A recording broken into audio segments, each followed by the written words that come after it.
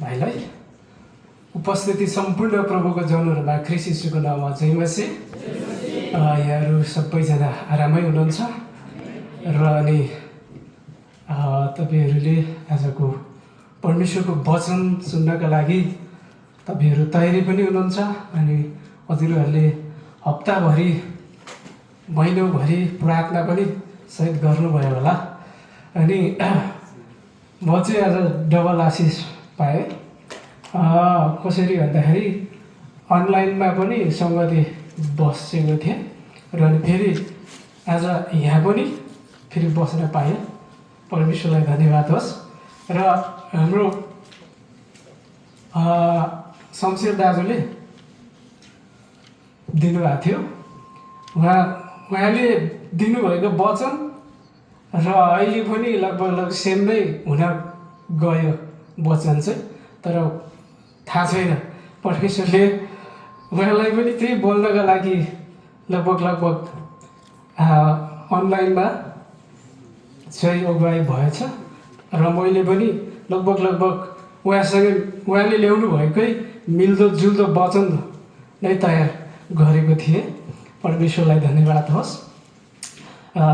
जीवनमा सबैभन्दा उत्तम र सफलताको कुरा चाहिँ प्रभु यीशु ख्रीष्टलाई पछ्याउनु नै हाम्रो चाहिँ त्यो चाहिँ ठुलो कुरा हो, त्यो चाहिँ इम्पोर्टेन्ट कुरा हो। त्यसले गर्दाखेरि आज हामीले त्यो निर्णय गरेको कारणले गर्दाखेरि आज हामी परमेश्वरको राज्यमा अहिले हामी यहाँ पनि छौँ, हामी परमेश्वरको राज्यमा पनि सँगै रहने छौँ। आमेन। त्यसले गर्दाखेरि प्रभुलाई धन्यवाद दिनुपर्छ र अब हामी प्रभुको वचनतिर जानेछौँ। यो वचनको लागि प्रार्थना चाहिँ हाम्रो मनिका दिदीले गरिदिनु हुनको लागि म हार्दिक अनुरोध गर्छु।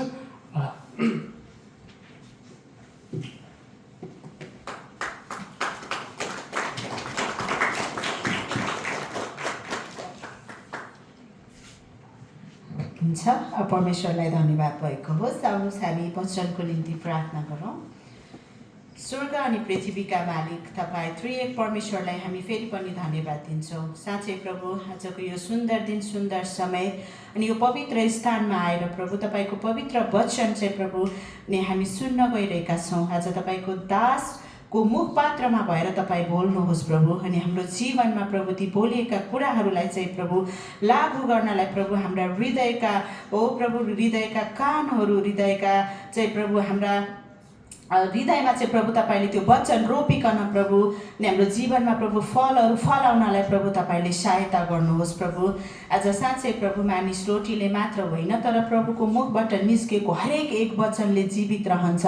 अनि साँच्चै प्रभु हामीलाई संसारमा जीवित रहन चाहिँ प्रभु तपाईँको वचनको खाँचो छ। प्रभु आज वचन अनुसारको जीवनहरू जिउनलाई हामीलाई सहायता गर्नुहोस्। प्रभु हाम्रो प्रत्येकको हृदयका ढोका कानहरू खोलिदिनुहोस् प्रभु, कि प्रभु आज हामी सुन्ने मात्र होइन प्रभु ती सुनेका कुराहरूलाई हाम्रो जीवनमा लागू गर्नलाई तपाईँले हामीलाई सहायता गर्नुहोस्।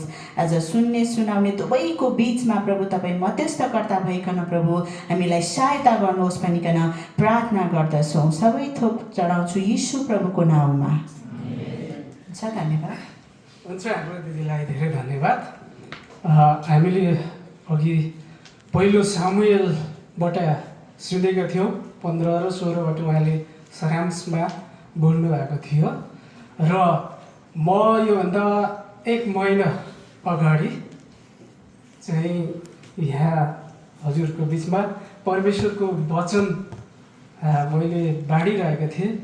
हजुरहरूलाई याद छ भने एकपल्ट मलाई सम्झना गराइदिनुहोस् न, कुन पदबाट कुन पुस्तकबाट भनेर। उहाँले तालिदिउँ न है। 1 महिनासम्म उहाँले चाहिँ मेमोराइज गर्नुभएछ है एकदम। उहाँले चाहिँ सायद उहाँले फेरि गएर पढ्नु पनि भयो होला सायद, मलाई लाग्छ। अनि हामीले त्यहाँ हेरेका थियौँ, त्यहाँ चाहिँ परमेश्वरको वचन चाहिँ महत्त्वपूर्ण छ भन्ने विषयमा। आज चाहिँ हामीले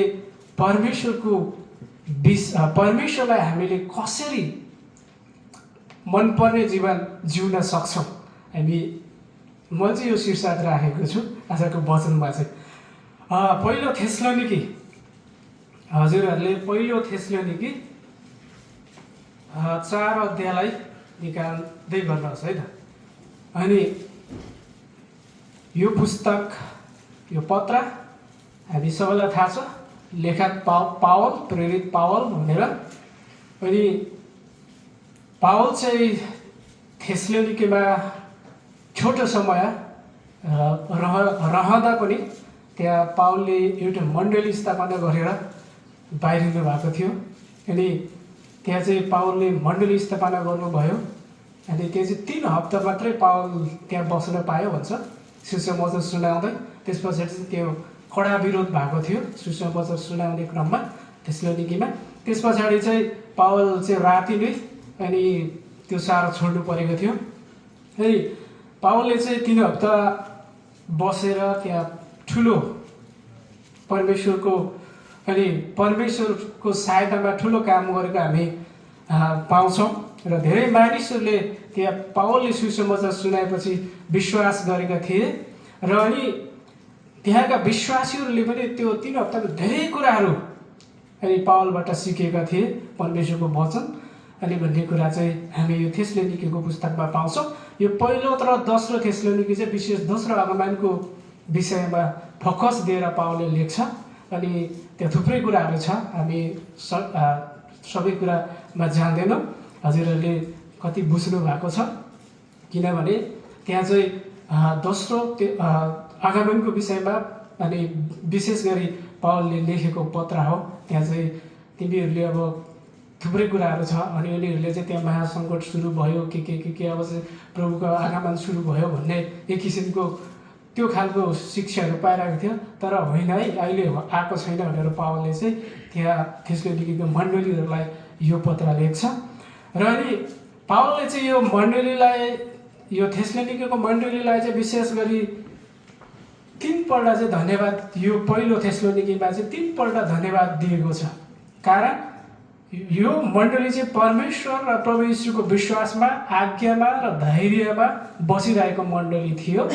र अनि यो मण्डली चाहिँ कस्तो मण्डली पनि थियो भने एउटा असल गुणले भरिएको मण्डली पनि थियो। त्यस कारणले पावलले चाहिँ यो विशेष धन्यवाद छ है, तिमीहरूले जुन कुराहरू सिकाएको थियो त्यो कुरालाई चाहिँ तिमीहरूले सिकेका छौ, तिमीहरूले अनि सिकाएको कुराहरू चाहिँ तिमीहरूले हृदयमा राखेको छौ भनेर पावलले चाहिँ धेरैपल्ट 3 पल्ट चाहिँ धन्यवाद दिएको हामी पाउँछौँ। म आज तपाईँहरूलाई पढ्न दिन्न है त, किनकि समय अलिक छिटो जान्छ, त्यसले गर्दाखेरि म आफै नै पढ्छु है त। अनि 1 अध्यायमा 4:1मा पहिलो थेस्लोनिकी 4:1मा यसरी लेखेको छ, अन्त्यमा भाइ हो प्रभु यीशुमा हामी तिमीहरूलाई आग्रहपूर्वक बिन्ती गर्छौँ र अर्थी दिन्छौँ कि तिमीहरूले कसरी जिउनु र परमेश्वरलाई प्रसन्न तुल्याउनु पर्छ भन्ने तिमीहरूले हामीबाट सिक्यौ र त्यसै गर्दै पनि छौ। त्यसैमा तिमीहरू झन् बढ्दै पनि जाऊ भनेर चाहिँ यो भन्छ।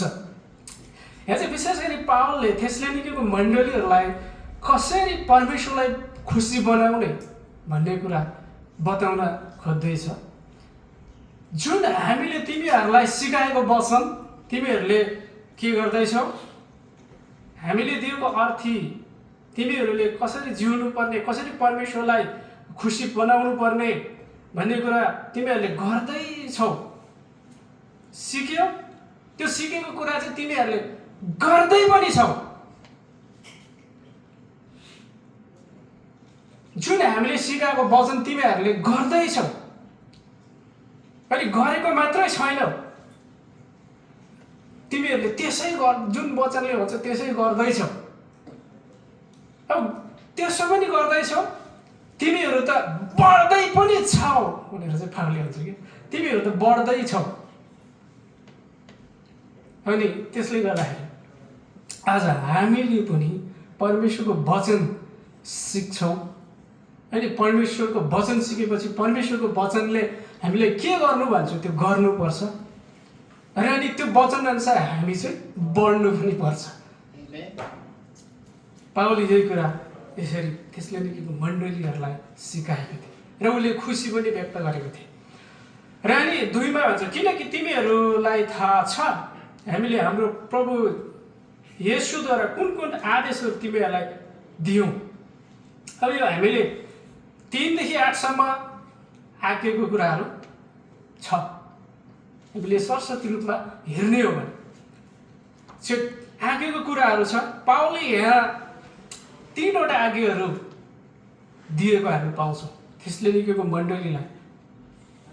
र अनि त्यो आज्ञा चाहिँ हामी हेरौँ 3 मा, किनकि परमेश्वरको इच्छा जो तिमीहरूको पवित्र कारण पनि हो सो यो हो कि तिमीहरू व्यभिचारबाट अलग बस। हजुर,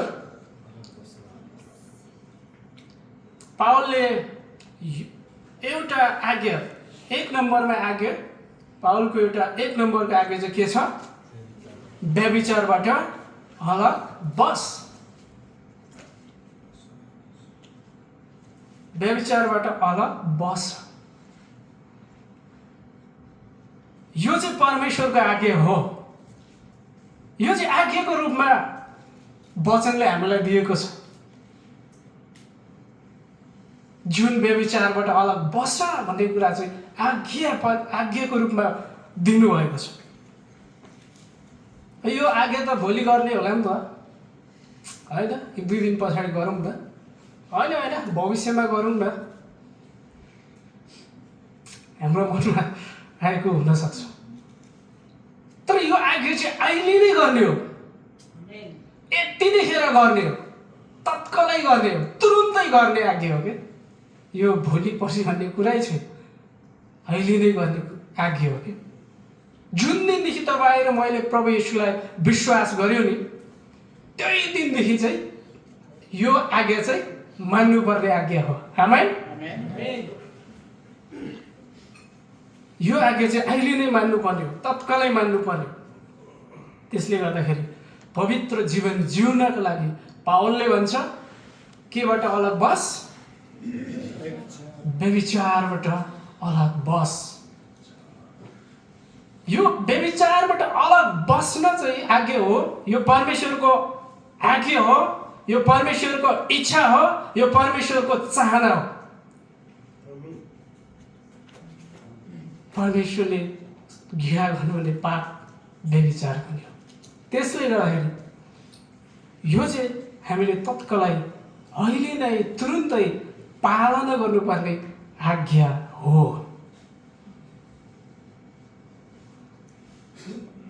अब 4 नम्बर पढौँ।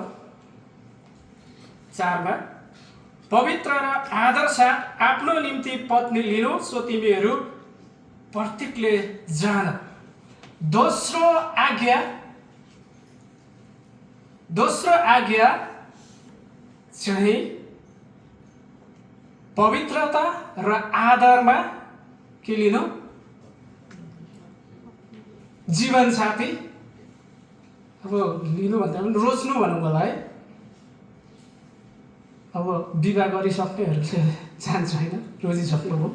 अब विवाह जो गर्न बाँकी हुनुहुन्छ नि, आदरणीय भाइ बहिनीहरू, कतिजना दाइहरू पनि हुनुहुन्छ होला, दिदी पनि हुनुहुन्छ होला। तर परमेश्वरले यो के भन्दै हुनुहुन्छ?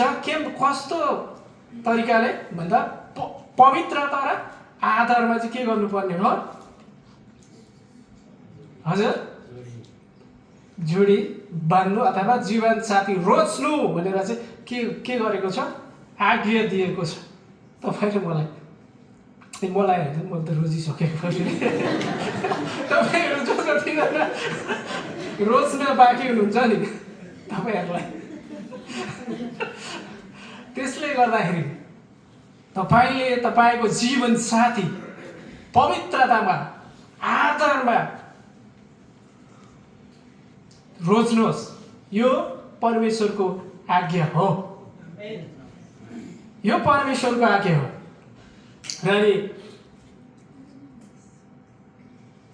लिनु 5 मा हेरौँ। तर ती परमेश्वरलाई नचिन्ने अविश्वासीहरू जस्तै कामुकताको कुवासनामा नबस। यहाँ पाउलले दुई तरिका बताएको छ। एउटा चाहिँ पवित्रता र आदरमा, एउटा चाहिँ अन्य जातिहरूले जस्तो चाहिँ तिमीहरूले जीवनसाथी रोज्नु होइन। त्यो जो चाहिँ प्रभुलाई चिनेको छैन उनीहरूले जस्तो होइन है। अब प्रभुको जनहरूले चाहिँ त्यसरी जीवनसाथी रोज्नु होइन, पवित्रतामा आदरको साथ चाहिँ जीवनसाथी रोज्नु भनेर चाहिँ भन्छ। फेरि पनि भन्छु, जो जना विवाह गर्न बाँकी जवानहरूलाई यही उत्साह यही सल्लाह छ, हजुरहरूले प्रार्थना सुरु गर्न विवाह गर्ने उमेर भयो भने परमेश्वरले सुहाउँदो जोडीको अभाव बनाउनु भएको छैन। यो परमेश्वरले स्थापना गरेको एउटा संस्था भनौँ या उहाँले नै स्थापना गर्नुभएको हो। कसैले पनि जोडीको अभाव चाहिँ नहुने रहेछ। त्यसैले गर्दाखेरि तर तपाईँ र मैले कसरी लिने कसरी रोज्ने भन्ने कुरामा चाहिँ भर पर्ने रहेछ। यही सल्लाह छ, हजुरहरूले आदर पवित्रता र आदरमा आफ्नो जीवनसाथी रोज्नुहोस्। आमेन। अनि त्यस कारणले हामीले चाहिँ यो आज्ञाको रूपमा हिँड्नुपर्छ। अनि को व्यक्तिसँग विवाह गर्दैछु भन्दा पनि कसरी हामीले विवाहलाई लिँदैछौँ, कसरी ग्रहण गर्दैछौँ, यो चाहिँ महत्त्वपूर्ण हुन्छ। त्यो चाहिँ महत्त्वपूर्ण हुन्छ। त्यसले गर्दाखेरि अब धेरै कुरा नजाउँ, फेरि धेरै कुरा गऱ्यो भने धेरै कुरा हुन्छ होइन। त्यसले गर्दाखेरि हरेक विवाहमा समस्या हुन्छ, तर पनि यदि पवित्रता र आदरमा विवाह गर्नुभएको छ भने त्यो समस्याको समाधान चाहिँ परमेश्वरले गर्नुहुन्छ र परमेश्वरले गर्नुहुन्छ र त्यो विवाहलाई पुनः आशिष दिनुहुन्छ र फलदायी वैवाहिक जीवन परमेश्वरले बनाउनुहुन्छ। आमेन। त्यसैले पवित्रतामा जीवनसाथी, आदर साथ जीवनसाथी रोज्नुहोस्। यो मैले भन्दा पनि बाइबलले भनेको कुरा हो। हामी त्यस पछाडि हामी 6 पदमा पढौँ है त। यस विषयमा कसैले अपराध गरेर आफ्नो भाइलाई खराबी नगरोस्।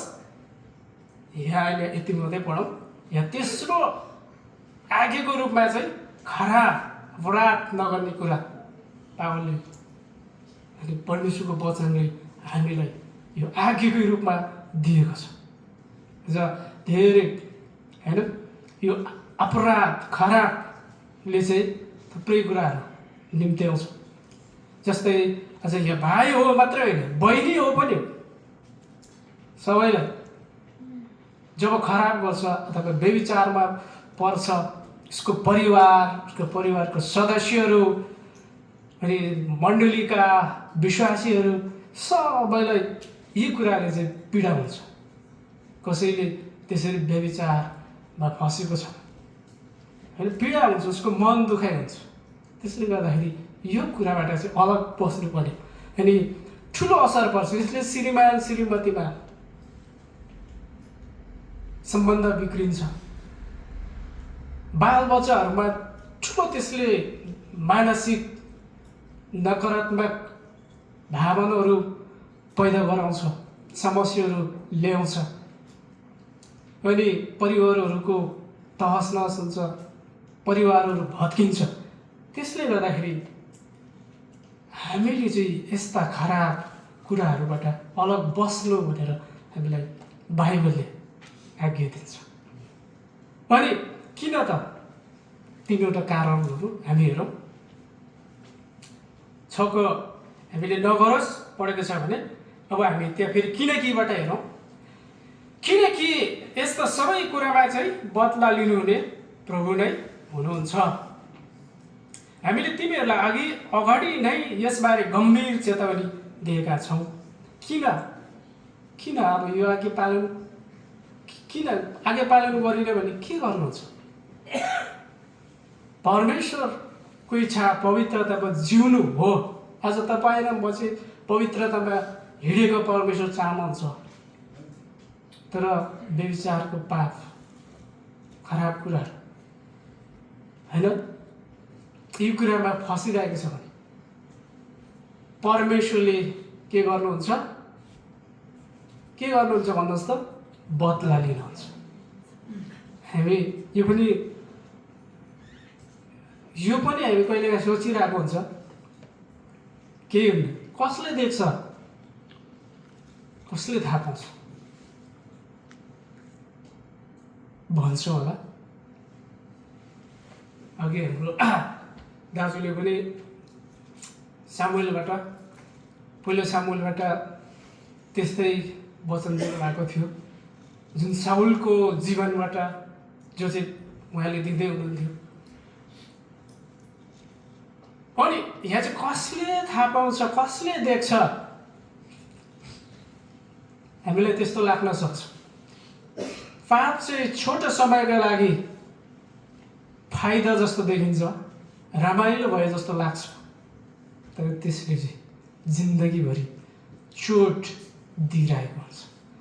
परमेश्वर चाहिँ बदला लिनुहुन्छ त्यस कुरामा, परमेश्वरले देख्नुहुन्छ। त्यस कारणले परमेश्वर चाहिँ बदला लिनुहुने परमेश्वर हुनुहुन्छ। किनभने बदला चाहिँ कसले लिनुहुन्छ? परमेश्वरले। यो मैले भनेको होइन, परमेश्वरको वचनले भन्दछ। त्यसले गर्दाखेरि बारम्बार परमेश्वरले चाहिँ चेतावनी दिइरहनु भएको छ, व्यभिचारबाट अलग बस। तर यो व्यभिचारमा फसिरह्यो भने चाहिँ उसको जीवन चाहिँ तहस नहस, उसको परिवार चाहिँ तहस नहस, उसलाई समाजले हेर्ने दृष्टिकोण धेरै फरक। त्यसले गर्दाखेरि यी कुराबाट चाहिँ हामी अलग बस्नुपर्छ। तेस्रो कारण चाहिँ हामी साथमा हेरौँ होइन, दोस्रो कारणको लागि चाहिँ साथमा हेरौँ। किनकि परमेश्वरले हामीलाई अशुद्धताको निम्ति होइन तर पवित्रतामा बोलाउनु भएको हो। परमेश्वरले चाहिँ आज तपाईँ र मलाई के को निम्ति बोलाउनु भएको रहेछ त? एकपल्ट सबैले भन्नुहोस् न, परमेश्वरले चाहिँ तपाईँ र मलाई के को निम्ति बोलाउनु भएको हो? पवित्रताको निम्ति बोलाउनु भएको। त्यसकारण परमेश्वरले हामीलाई के को लागि बोलाउनु भएको हो भन्ने कुरा चाहिँ हामीले थाहा पाएका छौँ। के को लागि बोलाउनु भएको हो त? पवित्रताको लागि बोलाउनु भएको। र के हामी साँच्चै पवित्रतामा, शुद्धतामा जिएका छौँ कि छैन? तपाईँले मैले गर्ने प्रश्न हो। छैनौँ भने चाहिँ कसरी जिउँदो रहेछ? अब पवित्रतामा जिउनु पर्ने रहेछ। हामीले अगाडिको कुराहरू हेऱ्यौँ, त्यो कुराहरू सबै आज्ञा पालन गर्नुपर्ने रहेछ। त्यो कुराहरू जुन चाहिँ परमेश्वरलाई मन नपर्ने कुराहरू छ त्यो चाहिँ के गर्नुपर्ने रहेछ? हामी त्यहाँबाट चाहिँ उम्किनु पर्ने रहेछ, त्योबाट चाहिँ हामी भाग्नुपर्ने रहेछ भन्ने कुरा चाहिँ हामीले थाहा पाउन सक्छौँ। आज हामी पवित्रतामा छौँ भने हामी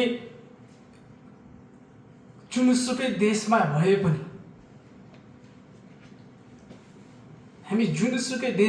पनि, जुनै भाषामा भए पनि, जुनसुकै परिवेशमा भए पनि, जुनसुकै समाजमा भए पनि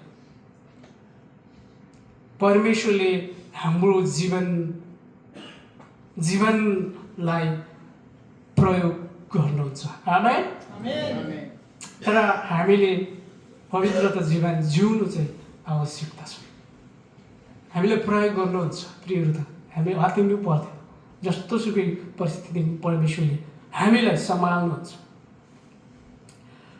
8 पदमा हामी हेरौँ, यसकारण जसले यस कुराको अपहेलना गर्छ त्यसले मानिसको होइन तर परमेश्वरको अपहेलना गर्छ, जुन परमेश्वरले तिमीहरूलाई आफ्नो। अहिले हामी यति मात्रै हेरौँ होइन। परमेश्वरको बलवाट चाहिँ केमा होइन? अशुद्धतामा होइन। परमेश्वरको बोलावट चाहिँ केमा होइन हजुर भन्नुहोस् त एकपल्ट? अशुद्धत्वमा होइन, अपवित्र जीवन जिउनका लागि होइन। परमेश्वरको बोलावट चाहिँ पवित्र जीवन जिउनका लागि हो। हामीलाई बाइबलले यो भन्छ।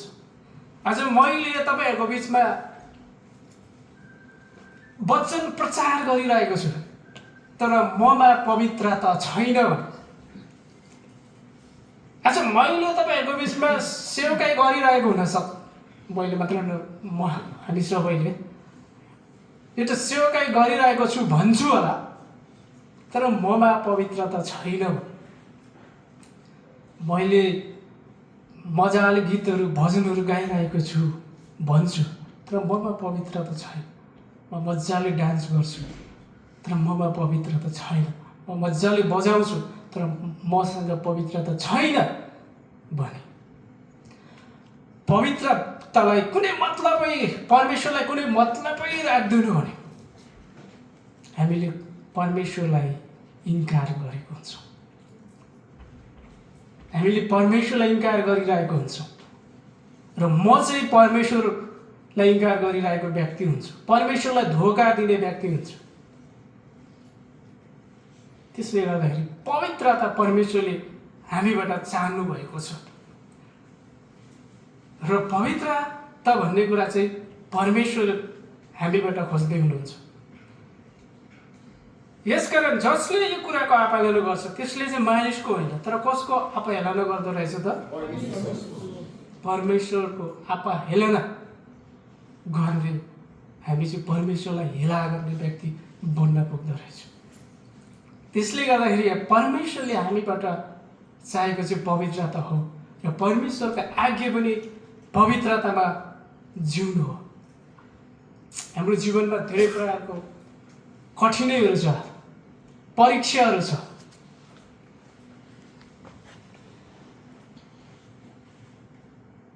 तर पनि परमेश्वरले हामीलाई त्यो परीक्षाबाट विजय दिनको निम्ति, सुरक्षित राख्नको निम्ति के दिनुभएको छ हामी हेरौँ फेरि। तर परमेश्वरको जुन परमेश्वरले तिमीहरूलाई आफ्ना पवित्र आत्मा दिनुभएको छ, जब हामी यो कुरा पवित्रतामा हामी छौँ भने हामीमा पवित्र आत्माले विजयको जीवन दिनुहुन्छ। आमेन। हामीलाई जब हामी पवित्रतामा हिँडेका छौँ भने परमेश्वरले पवित्र आत्माद्वारा हामीलाई ती कुरा परीक्षाहरूबाट सुरक्षा गर्ने काम गर्नुहुन्छ। र धेरै कुराहरू छ, अझ हामीलाई परीक्षा पार्ने कुराहरू, खाने कुराहरू छ, पिउने कुराहरू छ, सङ्गतको कुराहरू छ, थुप्रै कुराहरू होइन, समाजको कुराहरू छ, थुप्रै परीक्षाहरू छ। तर यो परीक्षाबाट सुरक्षित चाहिँ पवित्र आत्माको भरिपूर्णिमा अनि पवित्र आत्माको अगुवाईमा चाहिँ हामीले विजय जीवन पाउन सक्ने रहेछ। आमेन। त्यस कारणले गर्दाखेरि आज हामी व्यभिचारबाट अलग बस्नु पर्यो, जीवनसाथी चाहिँ पवित्रतामा रोज्नु पर्यो अनि